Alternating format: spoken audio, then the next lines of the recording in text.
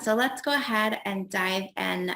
We have some amazing speakers and panelists here today, and I'm really excited for you to hear each of their stories. This event today is on optimistic news for the travel industry in the midst of the pandemic. I think that after a long winter, which we're still technically in the midst of, everyone could use a dose of good news right now. So each of our speakers has incredibly inspiring projects and backgrounds that they're working on, and I'm really excited for you all to connect with them. If we haven't met before, if you haven't attended one of our events before, my name is Kelly, and I am the founder and executive director of Impact Travel Alliance. ITA is a global community and nonprofit that's aimed at improving the world through travel. So we do this by teaching travelers how to explore in a way that has a positive impact on local communities and our environment, no matter where you're going, what your travel style is, or what your budget is. We teach you how to incorporate sustainability and impact into all components of your experiences. Today, our event is co-hosted with our local chapter, Impact Travel Portugal, which Vera is a part of, and I'm going to go ahead and let her introduce herself and share a little bit more about her background as well. I'm really excited to have her involved in this event because she, like our two speakers today, has launched an inspiring project in the midst of the pandemic, which is a hotel that I'm really excited to one day visit. So without further ado, Vera, I'll let you kick it off with a quick introduction. Hi everyone, my name is Vera Camarena. I'm the founder of Quinta Camarena here in Alentejo in Portugal. It's a recent project, as Kelly was saying. I was living in New York and working in the fashion and retail industry until last year, living a very much unsustainable way of life. And sustainability was a very vague concept to me until I made a decision to move to Portugal and live in the countryside, and that opened such a new world to me. I'm also the chapter leader here in Portugal. I started it on my own last year with the support of ITA Global, and nowadays we are a proud team of 7 people, 7 very passionate people. And yes, our project here in Portugal, in our hotel, we're going to tell you more along the discussion that is very much focused on nature, on sustainability, and on the local community. And then Lola and then Ella, do you each want to give a quick introduction on yourself? Yeah, sure. Thanks for having me. My name is Lola Akinmade Åkerström. I am a visual storyteller, author, a photographer, travel photographer based in Stockholm, Sweden. And I'm originally from Nigeria and ended up in Sweden via the US. And the current project I'm working on is a startup we founded late last year called Local Pus, kind of in response to, when the pandemic hit and all of us kind of were caught flat-footed and then trying to figure out how can we get the industry back on its feet. So Local Pus is the project I'm working on, and I'm sure I'll be able to talk more about it, as we move on.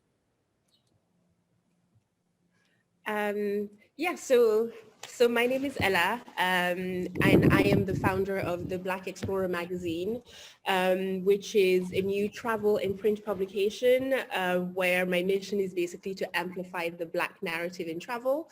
And I launched this literally in the middle of the pandemic last year, very much out of frustration, out of fear, out of feeling of helplessness and all the things, but wanting to create something beautiful and wanting to, give our voices, make our voices heard in the industry. So I normally live in London, but I've moved back to Togo, which is where I was born.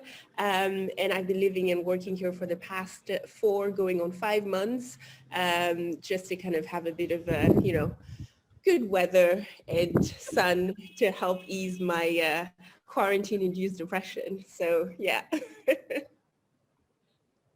And Ella, I also have the magazine right here. To your point, it's beautiful. This is actually the second event that I have flipped through it. I hope you all can see it. it's so just like really well designed. And I know how much effort goes into all of this, just from getting the photographers, getting the writers, figuring out what creative direction you want behind that. So I love that the way that you kind of phrase that in terms of wanting to create something beautiful in the midst of everything that's happening. And when we first connected, you told me that it's not just a magazine and it's not just the mission behind it. There's this other component to it as well. So can you share a little bit more kind of about what goes kind of beyond the cover, beyond the magazine itself? What's your mission? Yeah, so basically the magazine is very much a, I still haven't found a word in English that really describes this, but in French we say porte-manteau, which is basically something that carries a bigger thing. So the magazine is kind of the face of this idea that I had to literally make our voices more heard within the travel industry. So I'm sorry, I'm getting a bit flustered. So I've personally worked in travel for quite some time, and both from the inside and outside, I never saw myself represented. I saw our stories heard, even though I knew so many amazing Black travelers, Black explorers, Black creators, content creators, adventurers. They were doing all these amazing things that I knew personally. But then when I flipped through tons and tons and tons of travel magazines that I had laying at home, for example, I could only count, and I recounted recently before leaving. I could count 3 that had Black people on the cover, and I could count maybe a handful of articles that were written by Black writers. And then most of those articles would be written from the perspective of, oh, I was, either Black and I suffered this thing when I was traveling, or, oh, look at racism when I'm traveling. So there was no nuance. We were not afforded as much nuance as you would say white writers are afforded within travel magazines, to kind of tell stories of, I decided to pack my bag and, travel across India for 3 months, and this is what has happened. These are not stories that you see told by Black writers, even though we're living the same experiences. Because I know me personally, I've packed my bags randomly so many times, and just like with no idea what to do or where to go, just left and then lived most amazing adventures. So there's that side, and there's also the side that even within the industry, once we get some level of representation or some kind of representation, the industry doesn't go further to look at, can we feature more than one person? Because once you find one non-white voice, one Black voice, one Asian voice, then they get, this is probably not the right term, but they get passed around as the representation for the whole entire community, whereas there's so many more voices, so many more people with more nuanced story and different stories to tell. But then the response that you get from the industry is, oh, but we don't know where to find all these Black writers. We don't know where to find all these, different voices. We don't know where to, where they're coming from. So I was like, you know what? Fine. I'm going to do it. I'm going to go and find them. I'm going to create a whole magazine, and I'm going to feature them. And so there's going to be a whole list of them, so that when the general players in the industry, the voices that have been there for ages, you decide that we want to feature more Black voices and you don't know where to find them, I can be like, here is a whole magazine of Black creators in the travel space that span across the whole entire world. Just take your pick and feature them properly. So yeah, there's so many different sides to it, so many different sides to so my mission of amplifying the Black narrative in travel goes in so many different, it literally goes in so many different directions, be it consumer facing with the magazine, but also within the industry itself, as to how we're represented, how our stories are told, who gets to tell our stories, and also to make sure that it's not always the same people that we hear from over and over again, because there are so many more people out there that have things, things to tell, stories to tell. And yeah, I'm so excited for you've just shown the first issue, but I'm looking at the second issue, and yes, I'm so excited for the second one because of how personal it is and how, how proud I am of the stories that I've managed to get from people. So yeah, this was a very long-winded answer. I'm sorry. No, I love it. That was great. No, that was fantastic. And Lola, I know that you have a background in storytelling as well. I don't know if I kind of want to give you a little bit of space if there's anything that you want to add to that or share that touches upon some of the topics that Ella just discussed. No, absolutely. I think, Ella is right. And I think last year was when the travel industry faced its reckoning, because that's supposed to be one of the most, or our industry is supposed to be one of the most open industries. And yet when it comes to who gets to tell the stories, it's still very closed. And so I'm grateful, Ella, that you started the magazine last year, right in the middle of the pandemic, but also last year, lots of visual storytellers of color, Black storytellers started getting, their voices heard. And a friend of mine said last year was the year where we went from being unseen to being seen, even though we've been there forever. So I've been a visual storyteller in this industry for, I'll say at least over 10, 11 years. And even when I was starting, it was about breaking those doors, getting into those rooms, showing and proving that my work, it was, if not on par, but even better in many ways, right?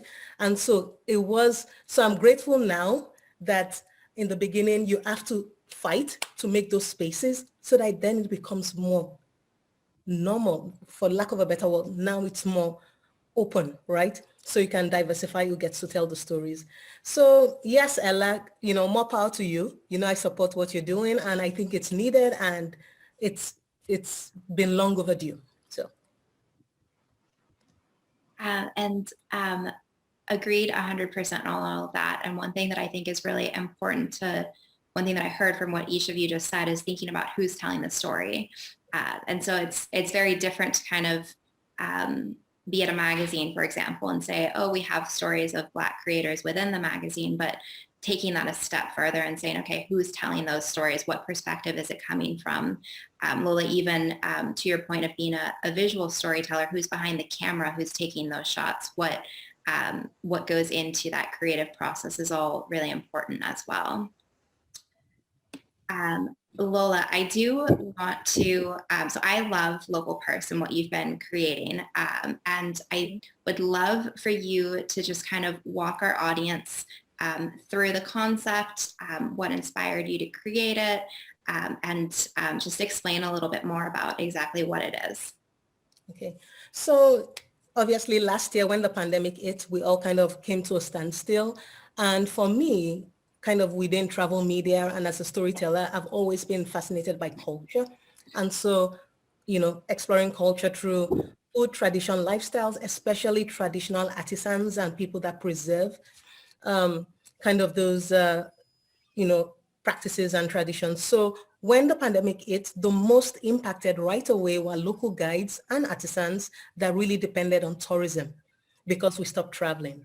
And even though a lot of the media was talking about airlines and hotels and those that were getting impacted kind of bigger, the impact was really on the ground, the guides that just immediately lost all their income and the artisans. And so last year I was thinking, okay, what can I do? Because these are people I've photographed, I've spent time with, I know their names. What can I do to help in a way that's kind of sustainable? And then what I did was I looked at another industry, which is the retail industry. And there is a macro trend right now in the retail industry that is live video shopping.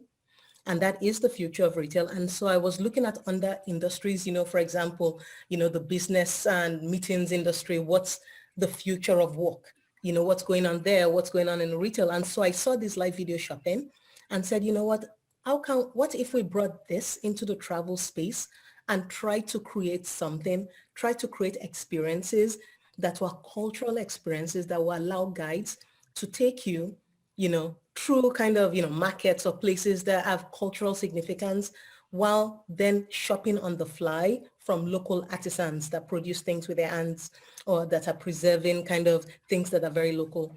So that's kind of how the idea was born.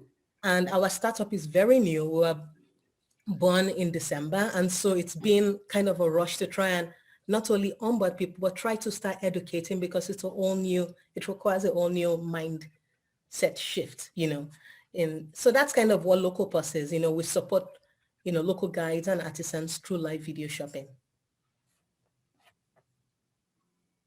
Can you walk us just like through what that process looks like? Because I think it's new to the travel industry, and it's kind of like, oh, that sounds cool. But like when you go and you book something, what does that experience actually look like for you as an individual? Exactly. And so right now we're currently onboarding more destinations, but right now through our partner Intrepid, we've launched 2 experiences in Morocco. And what that means is you book, for example, I want to learn about, the traditional Berber rug making and then possibly buy a rug. And so when you book that experience, through kind of, with video as well as like items scrolling, you meet the guide takes you through the souk, you go to meet, their traditional carpet weaver, you learn about the different items. And then if there is something you see, then you point and say, I want this. And then the guide actually takes a picture of the item, writes the price, sends the photos right away to you. And then on your own end, you dynamically get it and add it to your cart. So it's very dynamic, that process as well. And so that's kind of what we're trying to build, which we've already built and launched, but we're trying to now onboard and teach, because again, being an offline guide is very different than being an online guide. It requires a different kind of persona, a different kind of way to keep audiences engaged. So that's kind of how it works in a nutshell. I love that. And it's, we hear so much about virtual tours, and it's just kind of like going a step beyond and saying, here's kind of the magic of travel and the magic of connecting with other cultures and having a unique experience that's personal to you, but you can do it from anywhere. All right. And just to add to that, what makes it very different, because there are hundreds of like virtual experiences you can book, cooking, experiences and that. But when you think about what really ties you to a place, or when you traveled, it's because you also brought something back that you remember. Oh, this is the scarf I got from Morocco. This is the sarong I got from there. And so those items, you also sometimes remember who you bought it from. So that's what we're actually trying to do with Local Pulse, is try to start recreating some of that connection, through kind of this kind of live shopping experiences where, I can see the person who my money is going to go to. I'm going to get their item and I'm going to remember, and it's going to be in my house. There's that cultural exchange as well. So that's actually the space where Local Pulse is really trying to grow. That's fantastic. We hosted an event toward like the end-ish of last year. And we had an ongoing series of the ethics of travel during the pandemic. And we talked about how in many destinations, conservation efforts have been negatively impacted because of the lack of visibility from tourists, as well as the lack of tourism dollars that are coming in. And for that event in particular, our speaker was from Uganda. And when I connected with him originally and we were talking beforehand, everything that he was telling me was just reminding me of my time in Uganda. And specifically, we were talking about the gorillas there, to the point where I literally had to be like, hang on a second, I'll be right back. And I like jumped up and I like ran and grabbed this like little handmade gorilla that I had. And you do have that personal connection when you're in a destination that's really rooted to your experience, the person who you met, and it becomes a very special part of your home. Yes, absolutely. Vera, do you want to jump in with the next question? Yes. So do you think like that you would have started these projects if it was not for the pandemic, or if not, like, have you done anything differently because of the pandemic specifically? Okay. Should I start with that? Yeah, I'll take that. I'll start with that. if the pandemic forced us to stop and then stand still, and sometimes when we are rushing, the ideas or the projects or the things we're supposed to do, we miss it because we keep moving fast. So if the pandemic hadn't stopped us to stop and reassess, I probably wouldn't have come up with this idea. Because the travel industry, if you think about it, it's one of the last industries that requires us to be physically in a place to operate. Other industries are already digitalizing themselves faster. And so if the pandemic hadn't happened, it wouldn't have forced the travel industry to stop and then reconsider and see where it needs to develop faster, innovate faster to keep moving in a more sustainable way. So that's my answer for that.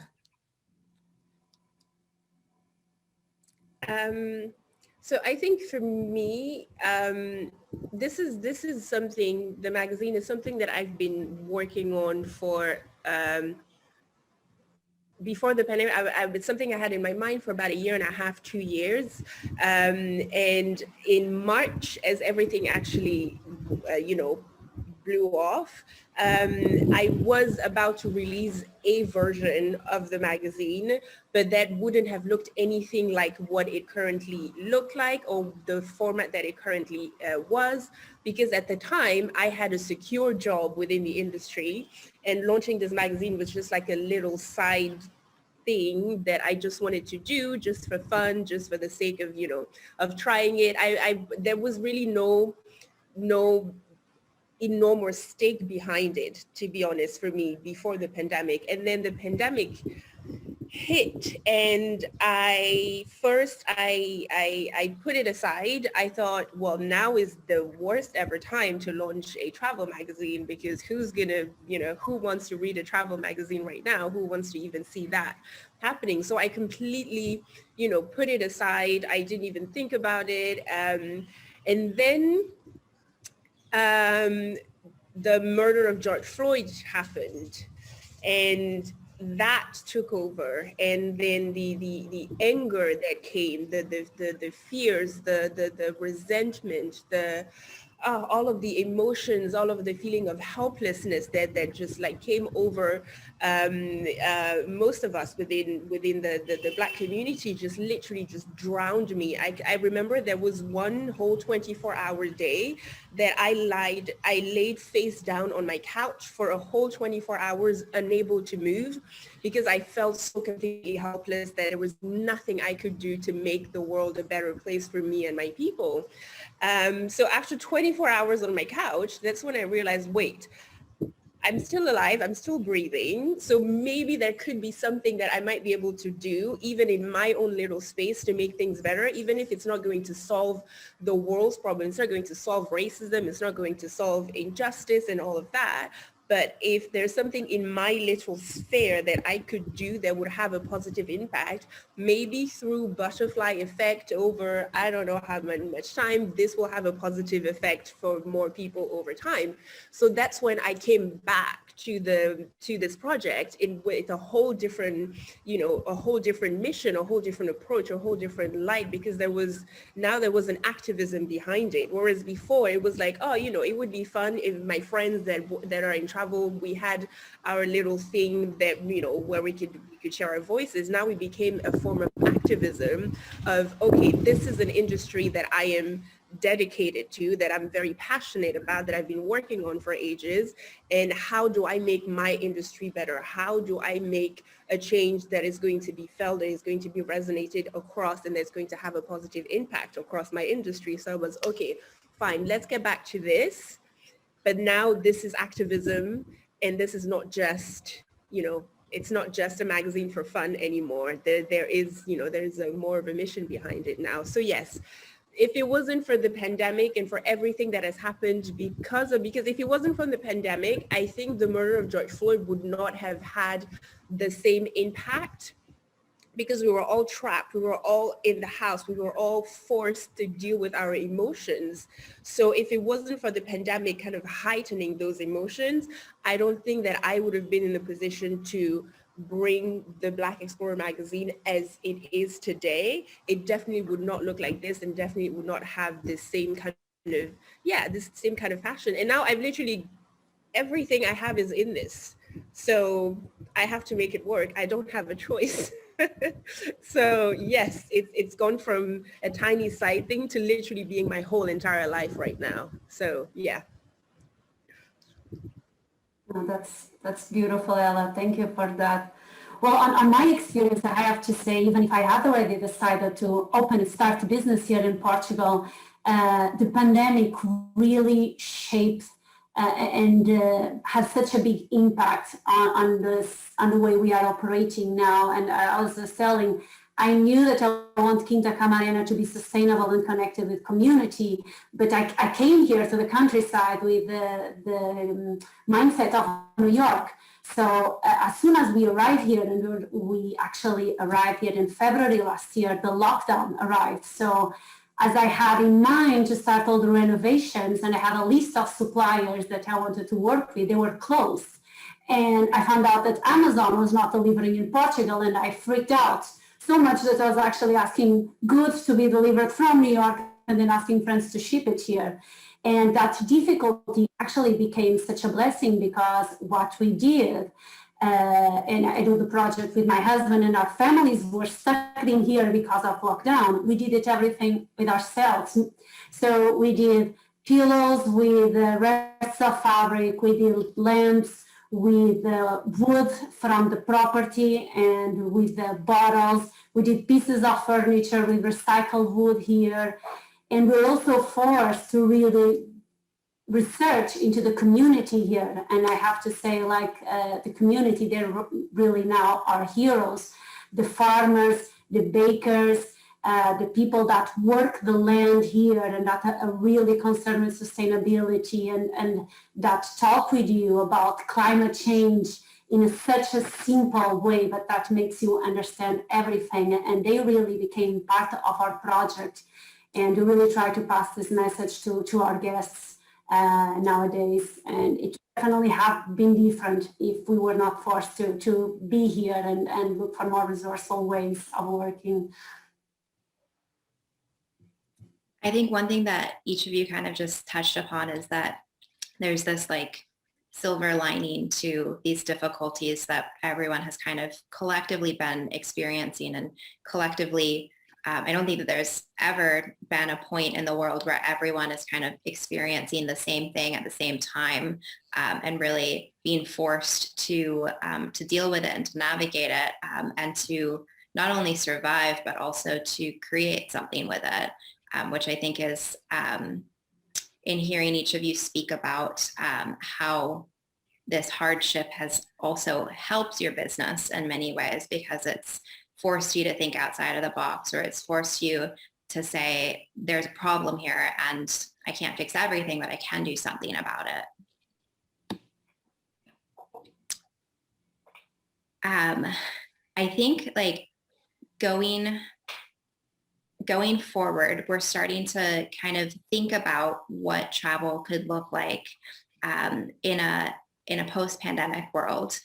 There's news of the vaccine coming different places at different rates, and I know that every destination is a little bit different, but it seems like travel is starting to be a little bit more top of mind for at least looking toward, hoping for the future, for when we can travel more in the future. And looking at kind of a pre-pandemic world, a lot of what I think about is the fact that we were plagued with over-tourism. We had issues that were being exacerbated by the climate crisis. And so while we're kind of hopeful and looking toward more of a new normal, and I hate that phrase, but kind of looking at like when we can travel again, if you all could wave a magic wand and change something about the travel industry so that we are creating something that is better than what existed before, what would you do? I can take that. When I saw that question, I was like, yes, I would wave my wand and erase volunteerism from existence. I think that I have a bone to pick with volunteerism. I will go on a crusade against voluntourism because I don't think that it actually benefits the people that it makes it seem like it benefits. And especially having moved back here to Togo and having spent the last 4 or 5 months kind of reconnected with my own country, and but also working with, local tourism companies here, people that run tours, people that do, and having all of these discussions and looking at the state of the industry, the tourism industry in my own country. And I'm thinking, and I'm just looking at how voluntourism is being sold as this, everything about it, everything, and looking at it from the inside here, everything about it is literally a money-making scheme that doesn't really benefit the locals. And I don't know, if I could just burn it to the ground, I would. And I think it's a bigger discussion to be had that we probably cannot have here right now. But yes, that would be my thing. I would erase voluntourism from existence. If we could move forward without tourism in tourism, please, let's do it. Because there's there's better ways. There are better ways, to make local communities benefit from tourism that isn't sending people with zero experience to, build a wood shack. And just no. It's funny that that you bring up voluntourism. When I started Impact Travel Alliance and I was describing sustainable tourism to people who I was kind of explaining, like, this is what we're doing, this is what we're talking about, and really thinking about sustainable tourism through a broader lens of what it's traditionally been rooted in. And I had so many people who would get so excited about what I was talking about, and I'd be like 5 minutes into a conversation and they'd be like, I volunteered in an orphanage one time and it was so cool. I love what you're doing. And I was just like, oh gosh. And there's, to your point, there's a lot to kind of unpack there in terms of the ethics of volunteering abroad, especially. Don't do it if you don't have skills and you're being matched with an opportunity that isn't right, or if you're taking jobs away from a local. Like there's, we could do a lot around just this topic in general. But I think the flip side of that narrative, and you touched upon this, is that there's so many other ways to have a positive impact without volunteering somewhere.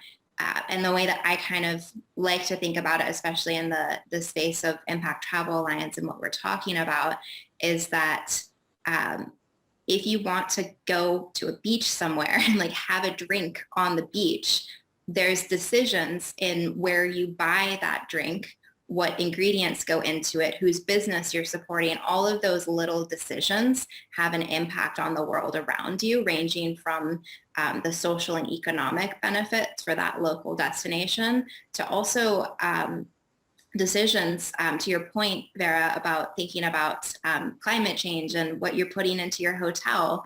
The ingredients that go into that drink also have an impact on our environment and the world. And it's like, if we could just stop linking voluntourism with doing good and instead just reframe that conversation and say, okay, how can we just have really great travel experiences that are better for us, better for the local communities that we're visiting, and better for the planet? There's so much more potential behind that, because at the end of the day, most people in the United States, we get 2 weeks of vacation on average. Most people don't want to spend that 2 weeks going off and working somewhere else. Yeah. And also just to add something on the flip side to that, and this is something that I was actually heartbroken to see happen here, is that because here there's this thing that has happened here specifically in Togo now, especially in the north, where people have realized that if you package something as tourism, it will attract a certain type of mostly white traveler that will come and like spend their money in a certain way, and they will kind of come and give money with no clue of what they're actually doing or spending money on. So a lot of like almost these schemes are now set up where even local people, instead of trying to create something that is of value to themselves, they will try and make a quick buck by creating these initiatives that make it seem like the people are doing volunteerism, when actually they're just coming to spend money and making it look good for themselves, and making it look, you know, taking a picture to make it seem like, you know, you're doing fine. But in the meantime, those kids that you're taking pictures with, they're not actual orphans. They're not, they have their parents. They go back home at the end of the day to go to their parents, but they have just set up this little village in the middle of nowhere to make it seem like this is a village where we're doing whatever, attract the volunteers to come and put their money there, but then the money always goes back in the pocket of the same few people. So it's not really benefiting the community as a whole. So there's so many schemes that have like spawned off of this idea, this volunteerism. It's not, what's the word I'm looking for? Industry, let's call it that, industry. It is an industry, yeah. That literally isn't benefiting at all any of the people that it's supposed to. I don't know, I'm sorry, I could go on a tangent about this for ages, so let me just stop here, but yes. So we did have, Amy was just sharing in the chat, she said, Kelly, I think volunteerism and unpacking this conversation further should be a webinar unto itself. We are planning one. Many of you know, this year we've launched monthly cause-based themes. And we're talking about different causes each month, and then talking about the intersection of that cause with how you can make a difference and an impact as a traveler. So January, we talked about social justice. February, we talked about diversity and inclusion. This month, we're talking about women's empowerment. And all of these concepts are designed to really, again, reshape the narrative around sustainable tourism and help travelers apply it through a broader lens of more than just volunteerism. But with that in mind, this year also our theme for May, it's the first time ever that we will be talking about volunteerism. So we'll have a lot to unpack that month. Ella, I might ask you to come back as a speaker, and you can rant for the whole hour. There's also different ways of doing it. I totally agree with Ella, like the industry of it is very shady and very dangerous. But for instance, on my case, I have a very different perspective, considering that me and my husband, we invested everything that we have to start this hotel. And it's a 9 acres property full of nature in a very wild condition. And we needed to learn everything because we're from the city. And the first few months of this year, they were really tragic because there were no guests at lockdown. So we decided to open our doors to any volunteers that wanted to exchange free stay, food, the whole experience with us for a few hours a day, some days of the week, helping us with whatever they could. And it was such a beautiful experience. We have different people that were stuck in Portugal that they couldn't fly out. And we really leave it up to them. What did they have to give? What did they see in our property that they could help us? And for instance, I was dreaming in doing my own permacultural organic vegetable garden. And there was a volunteer that did a beautiful work. She put so much love on it, and she taught us so much. And there was a Dutch person that was a chef that had to close this restaurant. So we started this trip, and he cooked for everyone. He taught us so much. We've cleared trees, we did paths. One of the volunteers even build a chicken coop, because we had this project that we want to have our own chickens. And I think it was a really beneficial experience for both sides. in a sense that they were giving us what they felt that they have, and they really taught us so much. And they really connected here with the community, and they had their time to go abroad and to explore. And so I guess that there are different ways in which you can explore. Of course, no one was paying for doing that. So I think you can work that on a different way. But just considering, going back to your question, Kelly, if we have a magic wand, well, if we have a magic wand, I'll definitely get into people's minds and make them not forget what we're living, right? Because unfortunately, people have short memory. And I hope that in the future, our industry can also have an educational role in a very light way, but stop thinking only about quantities, stop thinking about only of results in short term. And this is going to be very tricky, right? Because with such a recession that we're going to have, I'm so scared that we will be pressured for survival and to get economical results. And bad things that happen already, like with the use of chemicals for cleaning, with the incentive for single use, it's already dangerous. But I really hope that our industry will try to teach and educate. And there's so many fun ways that we can do, like a few examples that we're doing here, like with our guests, we incentivize everyone to give us their organic garbage and put it in a compost station that we have, and we explain how it works and how we use it in our sustainable vegetable garden. And people just never thought about that because people are not used to think about the garbage that they produce in the cities. We also, we build like a little reusing station where, besides the recycling, we incentivize people like for glass jars or bottles, leave it in here and give us ideas of funny things that we can do with them, and really try to involve people, taking them with us to the farmers, to the artisanal producers. There's so many interesting and fun things that traveling industry can do to try to change the world a little bit and make people think and reflect.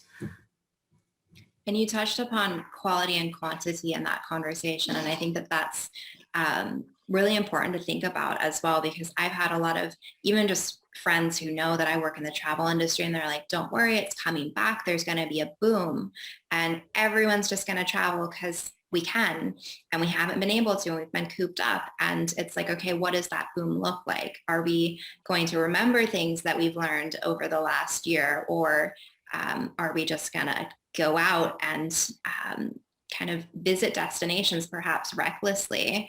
And that's a conversation even in and of itself, if you look at the vaccine rollout and the different destinations that have access to it at different times. Yes, no, absolutely. And to touch on that point, if I had a magic wand, that's actually what I would get rid of. First of all, Instagram tourism, which is where the destination is relegated to just a backdrop in a photo. That drives me nuts, as a visual storyteller in this industry. And then when we also reduce our cultures into souvenirs, cheap souvenirs, that's catering to the quantity and the over-tourism. And that's what we're trying to fight against, with local buses, trying to remind artisans that it's not about quantity, it's about lifting your culture back up, showing that this is what is important to you, that's what preserving, and focus on the quality over the quantity.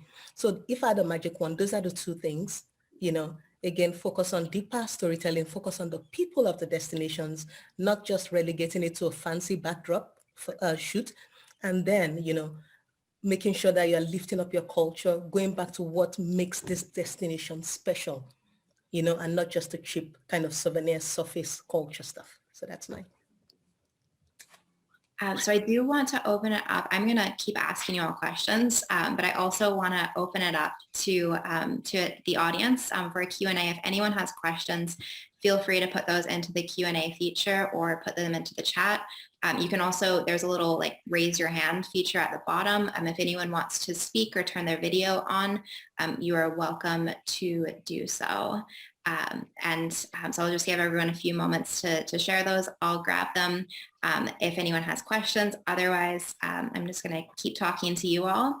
And Lola, to your point about what you're saying about thinking about Instagram backdrops, I like so much of what I have even like thought a lot about is that people go so many destinations and we're obsessed with like passport stamps and bucket list destinations and how many countries have you been to and just like checking those off. And what does that look like in a post-pandemic world? Are we truly going to try to go deeper and connect with different cultures, learn more about them, and take some of these learnings that each of you have kind of incorporated into these projects that have launched in the midst of the pandemic, and continue to support those businesses in a post-pandemic world.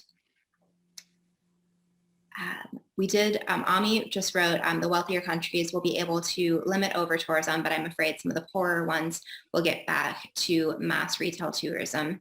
Think about Mexico. Yeah. Does anyone have any comments? Yeah, I'll make a statement to that, and that's why our project is a long-term project, right? So we are creating what we call in the startup world a vitamin for the travel industry, even though we're creating the painkiller now, but also a vitamin and a backbone for the industry so that if something happens or if we can't travel, it still goes on. People wouldn't just lose everything. This will be virtual. And then over time, as we build this, then it will create a bit more equity.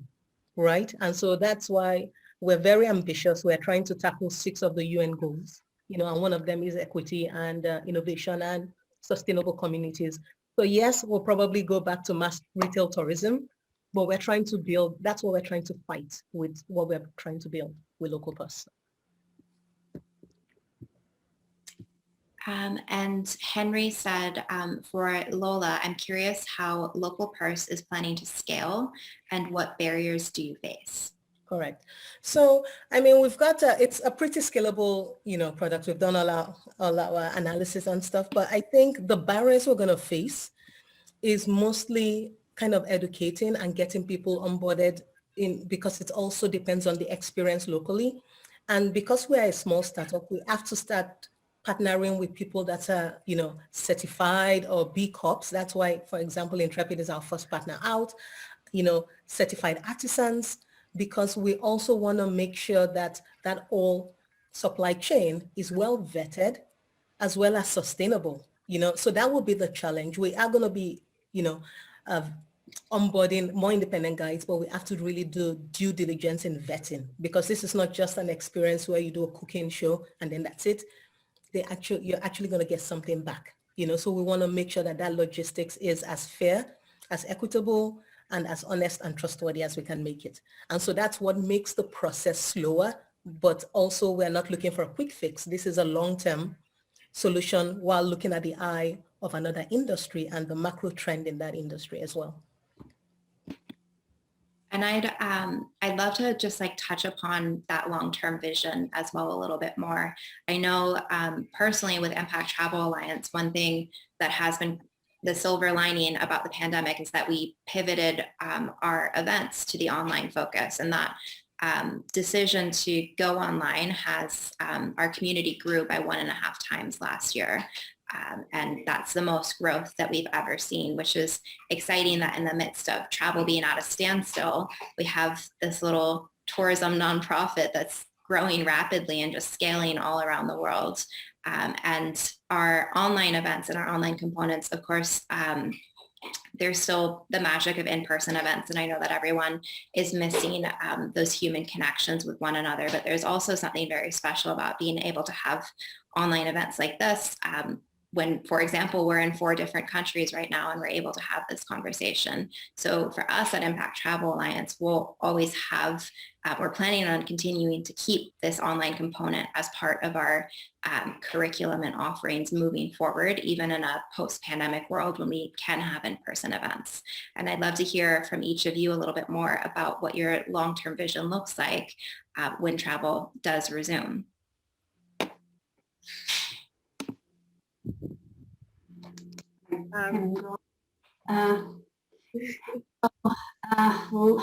For us, we're just starting, right? And it's started the first year of business, and we have our first year in the midst of a pandemic. I think it really taught us so much, and all the things that we mentioned here. And the mission is really to continue this goal of educating and inspiring people more than educating, probably.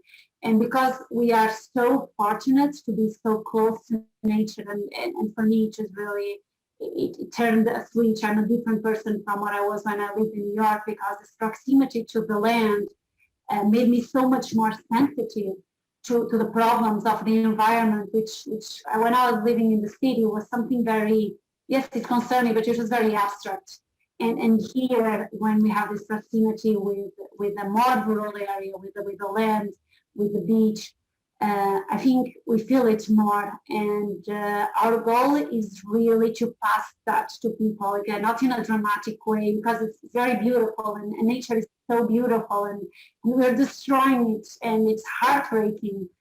And giving this space for people to be here, like to relax and to observe what's happening, and the beauty around them, and seeing that there are different ways of doing things, there are different ways of eating, there are different ways of shopping. Hopefully will make them like feel to do more and change a little something on their daily lives when they go back to the city. And our quest is really, and that's why I feel so close to Lola's project, and I really love it, because one of the main missions here is we only want to work with small local producers that work in a sustainable way. This doesn't mean having any kind of certification or green stamp, because many times small producers, small artisans cannot afford it, don't even know how to deal with it, and it's difficult to find them. So one of our really great missions is to find these small artisans, these small producers that work in a really sustainable way, and without even knowing it, they are being sustainable. It's just the only way they know. And they don't have budget for marketing, so when you Google them, you cannot find them. You really have to dig and go after them. And it's a lot of work, but it's something that we're really committed with. And showing them to people that live in the city, and that are used only like to mass production and to what advertising shows, and connecting with these simpler realities, it's really such a great satisfaction. And it's our mission for the future still. Let's talk, Vera. Yes. I mean, I would say for me, looking at travel media specifically and the state of travel media at the moment, I feel like most of the time I hyperventilate just at the thought of how much work that's actually to be done. But it's just that my thing is that for the next few years, my dedication is very much to kind of go and dig up more diverse creators, more diverse writers, and dig up like the stories, you know, the kind of stories that are not currently being told, and have the stories being told by the right person, by the right people. I think that's something I am very much dedicated to, and I have so many ideas. I have so many ways in which, some more crazy than others. But I think, you know what, you have to dream crazy things to be able to, you know, to keep going for some reason. I don't know. But yeah, I have. I mean, I cannot go into details right now, but I have there are some crazy ideas coming up, but all with the purpose of literally of diversifying our industry, being authentic in our storytelling, being the authenticity in how stories are told. And the thing is, it's also very important for people to note that it's not because we're getting more diverse voices that all of a sudden the voices that were there before are not being heard. Because how many travel magazines are there that have been going for decades and decades, yet some of them have folded, in the aftermath of this year. But I'm like, actually, looking at how my magazine personally is doing, the support that I've received, the subscribers and people that have come to it, it's like, the thing is that it's not that magazines are not doing well anymore or that travel magazines are not doing well anymore. It's just that people are maybe tired of hearing the same voices over and over again, and they're actually looking forward to having a fresh perspective. So I am dedicated to bringing that fresh perspective every day for the next few years until, I don't know, until I'm completely drained, I guess, even though I already feel quite drained, but we'll keep going.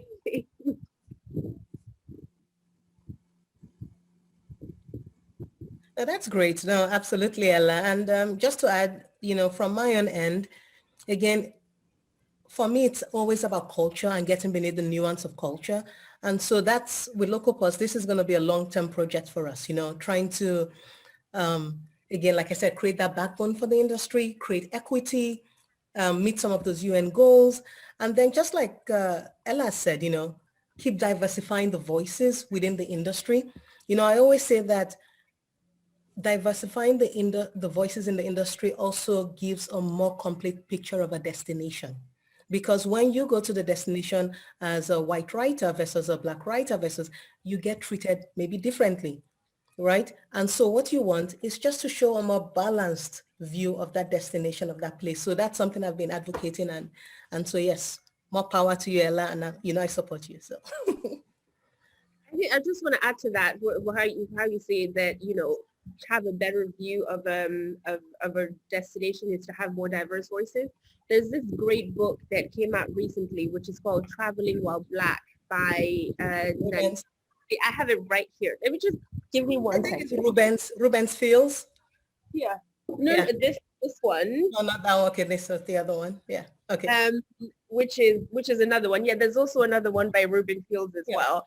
And this one, which is very interesting, and one of the essays in here that she mentions is the fact that traveling, for example, within Africa as a Black woman is very different than traveling within Europe as a Black woman, because the way you get treated, and I've explained it myself here, is that up to a certain point, I blend in and I disappear in the crowd.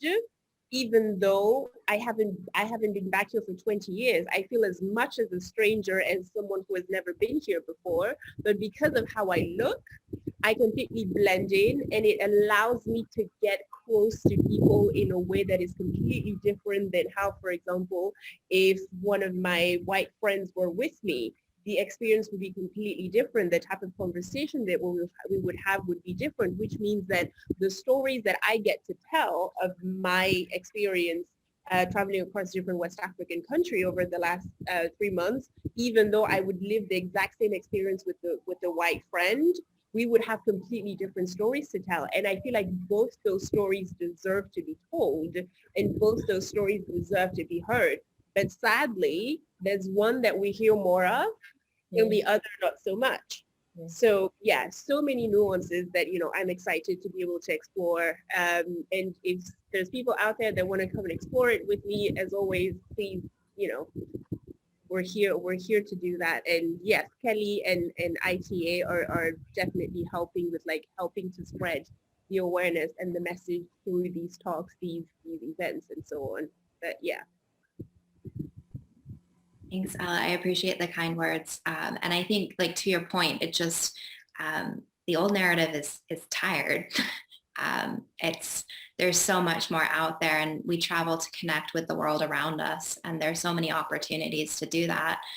So I was just kind of thinking about it as exploring the world from a more curious mindset and wanting to understand more about different stories, because nobody wants to read the same story all the time. Lola, we do have a quick question for you before we wrap up. This is from We Travel, and so I'm assuming that's Carrie. But she asked, do you envision your tours being in person in the future in addition to virtual? So we don't know yet, right? But we're focusing on the virtual because we're trying to make it more accessible, right? So even if we start traveling or we do the travel revenge, we're not going to travel as often. And there's still people that can't travel as readily because travel is still, as much as we try to deny it, it's still a privilege. It's still a luxury industry for the most part. Most of the world can just up and travel. So we're going to be focusing a lot on the kind of virtual innovative space to make it more open, to make it more equitable, to make it more accessible for others. And then if we go into in-person, sure, but that's not our model right now. So. Thank you. A couple of quick housekeeping notes as we wrap up. Our next event is produced by our local chapter in Toronto, and it is a spotlight on Canada and immersive and mindful ways to travel this year and beyond. They have some really great speakers, representatives from Sustaining Tourism, Indigenous Tourism Association of Canada, the Culinary Tourism Alliance, and Parks Canada. So I just put that RSVP into the chat.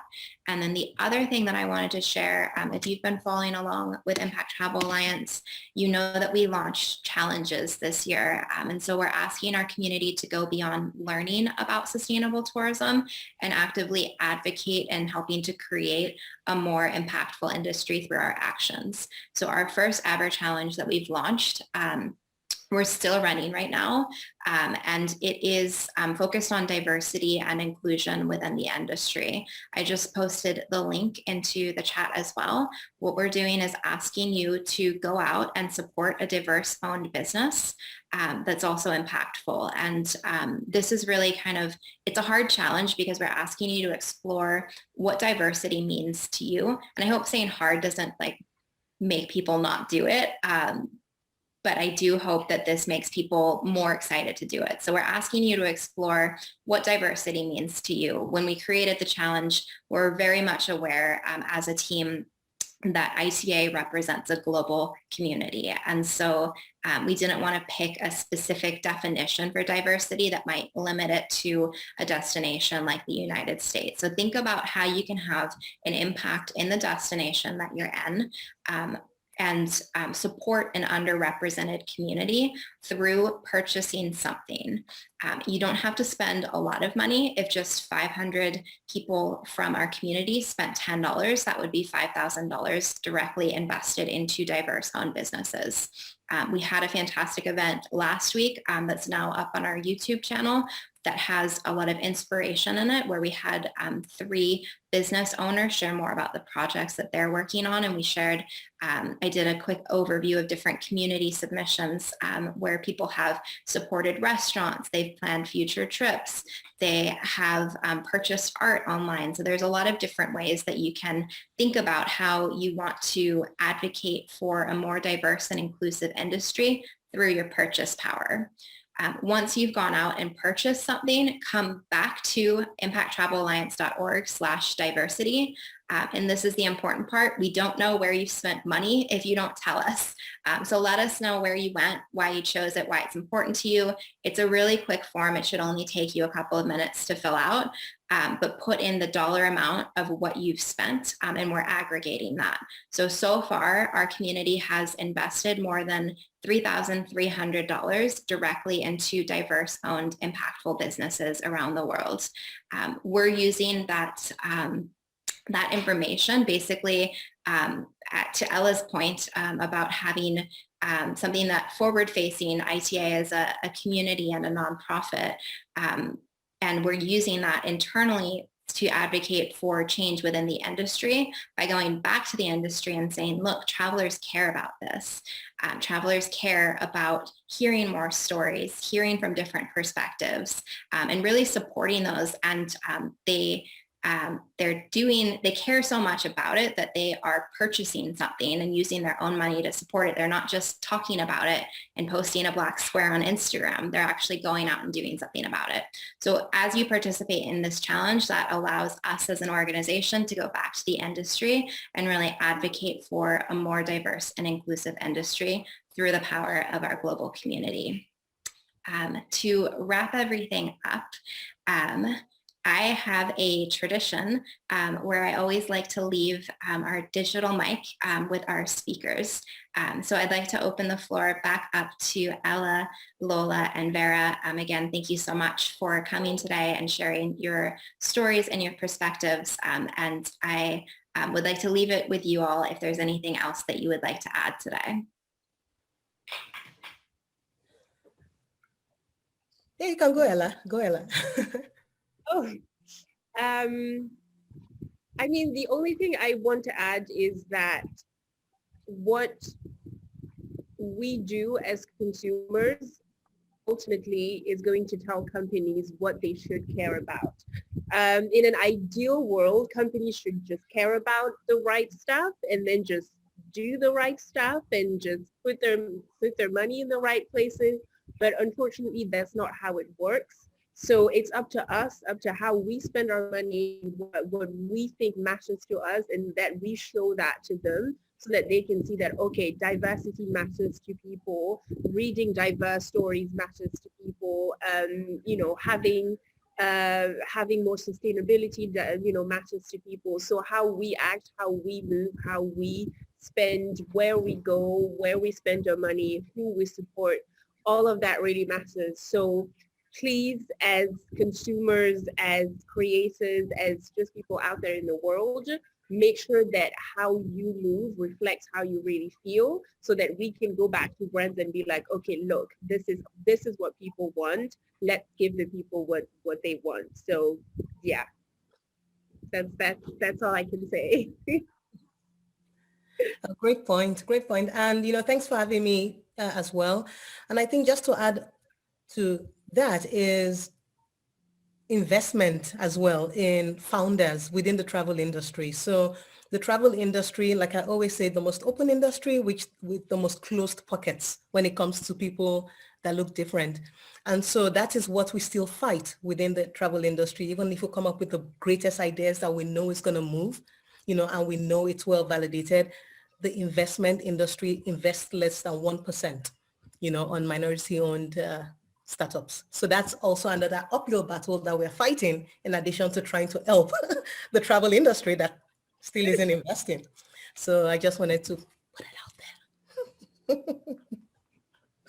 And I'm going to connect what Ella was saying. It's such an important point, right? And one of the things that I've been thinking a lot lately, it's a lot about the value you give to something, right? I hear so many times like, I can't buy organic because it's too expensive. How come the organic should be the way we eat? That's the traditional, natural way of farming, right? And we were sold these ideas of industrial farming, and of course it's so much cheap, but it's what you're putting into your body, right? And I'm talking about this because I feel food and wine are such a big part of tourism, and it became such a big part of our concept in the hotel, and it's part of everyone's daily lives all the time. And it's really crucial, like by one side, hotels and restaurants and service providers start choosing organic, sustainable companies, but also, as Ella was saying, like the consumers, and one will lead to the other, right? And hopefully we'll be able to make a change. And yeah, and it was a pleasure to be here. As always, thank you so much for the opportunity, Kelly. Thank you all so much. I could talk to each of you all day. So I really appreciate you taking the time out of your day and sharing your stories with our community. And I hope everyone has a great rest of your week. I will see you all soon digitally.